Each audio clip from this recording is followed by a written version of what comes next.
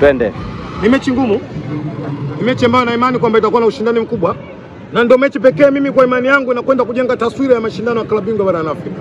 Tunajua ugumu wake kwa sababu tumeshapitia njia ngumu, lakini tutakwenda kupambana kuhakikisha kwamba tunapata matokeo mazuri. Moja katika kisomo ambacho Simba tumejifunza sana kwa miaka 7 katika miaka 6 katika mashindano na ndio shirikisho la soka barani Afrika. Ugumu wa mashindano na namna ambavyo mnakwenda kupambana. Tumejenga standard nzuri, tutakwenda kupata matokeo katika uwanja Benjamin William Mkapa. Lakini moja ya sababu ya matokeo kupata ni kwenda kujaza uwanja Benjamin Mkapa, kuhakikisha kwamba tunakuwa kwa wingi, tunakwenda kupeleka nguvu kwa wachezaji wetu, wanakwenda kupambana ili kuhakikisha kwamba tunapata matokeo mazuri. Inshallah kwa Mwenyezi Mungu, kwa namna ambavyo tulivyojipanga tutakwenda kupata matokeo mazuri. Kisugu, mnakwenda kwenye mchezo sasa. Nyinyi mkiwa favorite zidi ya Atletico, lakini mashabiki wa timu pinzani wanaona mnakwenda kuipoteza hiyo mechi. Maneno yapo. Na Waswahili wanasema siku zote maneno nani mdomo nyumba maneno, watu wazungumze. Lakini kabla hawajazungumza ufanye tathmini. Kwa sababu haya mashindano sisi hatukurupuka, tunafanya kwa mwaka 6 sasa mfululizo katika mashindano haya. Na ndio maana wenye mashindano wanasema moja katika timu ambao wameweka rekodi kwenye bara la Afrika ziko timu 3 tu kushiriki mashindano yao, kwa maana ya shirikisho au klabu bingwa, kufika katika hatua ya makundi mara 6 mfululizo. Zimefanya timu 3 kwenye bara la Afrika. Amefanya Lari, amefanya Mamelodi, watatu ni Simba Sports. Kwa hiyo wao kama wanazungumza wacha wazungumze. Sisi tupo nao wapo. Bahati nzuri tuko kwenye bahari moja. Mawimbi yashaanza kupiga, kila mmoja atatetea nafsi yake.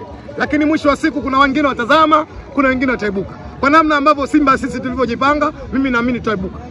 Hiyo ina maana gani hiyo baba mkwe? Manake kuonekana nyinyi back to back mara 6, lakini mmekuwa kiwango cha ubora, mmekuwa mara ya kwanza labda mnafika mara 5. Yaani mara nyingi kwenye rekodi za kafu mnakuwa mnaziweka sana. Hiyo ni kuonyesha ni wakubwa sana hapa Tanzania. Yes. Moja, ukizungumzia virabu vikubwa na virabu bora barani Afrika lazima uzungumzie Simba. Na hii kwa watano hakuna mtu aliyetua, bali yakuwa walietua wenye mpira wao. Lakini ukiachia hivi tu, leo wanakwenda kwa mashindano kutoka kwenye vilabu bora katika bara la Afrika. Moja katika vilabu ambavyo vimeingia vilabu 10 kwa ubora ni Simba Sports. Isipokuwa tupata bahati kuingia kwenye nini? Kwenye klabu ya 5 kwa ubora katika bara kwa mwaka huu. Kwa hiyo hii standard imetuwekea kuona namna ambavyo tumeweza kuweka standard yetu vizuri kwenye football. Kwa hiyo mimi naamini wao wanaosema wacha waendelee kusema, lakini sisi kama Simba tunajipanga, na ndio maana leo tuko Zingiziwa. Hatukuja huku kuangalia mji mpya Zingiziwa, tumekuja huku kuwashawishi mashabiki wa Simba na kuwakumbusha kwamba tuna jambo kubwa, tubaki kwenye dua na sala, lakini pia tuende katika uwanja Benjamin Mkapa kwenda kusupport timu. Bwana, ndugu zako wametoa. Kuna misemo ambayo Waswahili wamesema kila mmoja anatakiwa ajue mwenye macho ambayo itazama. Na mwenye akili timamu hawezi kuambiwa atumie akili yako, isipokuwa yeye atatumia akili yake. Kuna tofauti kubwa sana kati ya jezi na malapulapu. Malapulapu? Nimesema kuna tofauti kubwa kati ya jezi. Watu leo mmeona ziko jezi zinapigwa mnada kana kwamba tunauza korosho wa Makonde. Kwa sababu si kwa ubora. Leo hii mzee wa Maokoto ananipigia simu analalamika. Anaambia Kisugu tusemee. Siwezi kuwasemea wana Yanga, njoeni mseme wenyewe japokuwa watani wangu. Kama wenyewe mmeona, kuna sababu gani ya kumtuma mtu kwenda kusema? Sisi tunachokisema kikubwa ni kuona namna ambavyo tunakwenda kujaza uwanja Benjamin William Mkapa. Lakini niseme tu kauli moja ndogo. Watani wameruka maji, wamekanyaga tope. Vipi? Kwa nini wameruka maji, wamekanyaga tope? Mara ya kwanza ulisema jezi zao ni mbaya, wameshuka kiwango. Nimejibu. Nimesema kuna tofauti ya jezi na malapulapu. Subirini, jezi za mpira mtaziona. Subirini, jezi zinazokwenda kuvaliwa na klabu ya 5 kwa ubora kwenye bara la Afrika mnafanyaje? Mtaziona. Na siku Simba atakapokwenda kuzindua jezi, naombeni waandishi wa habari mnitafute ili nionyeshe tofauti kati ya jezi na nini na malapulapu. Mikoi, ndugu zenu wanakwenda Zanzibar.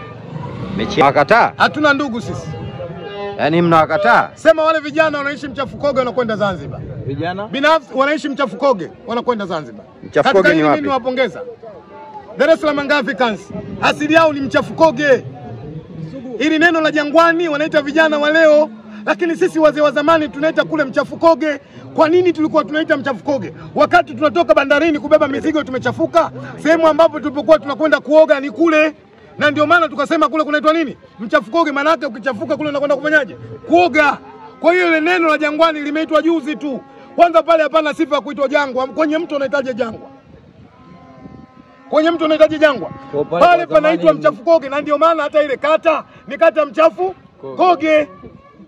Tunawapongeza katika hili kwenda Zanzibar. Wao wamejitathmini udogo wao, wameona hatuwezi kushirikiana na klabu kubwa, hatuwezi kugombana na klabu kubwa kwenye uwanja mmoja, na ndio maana wameamua kuandika barua kafu. Wamekwenda wapi? Zanzibar.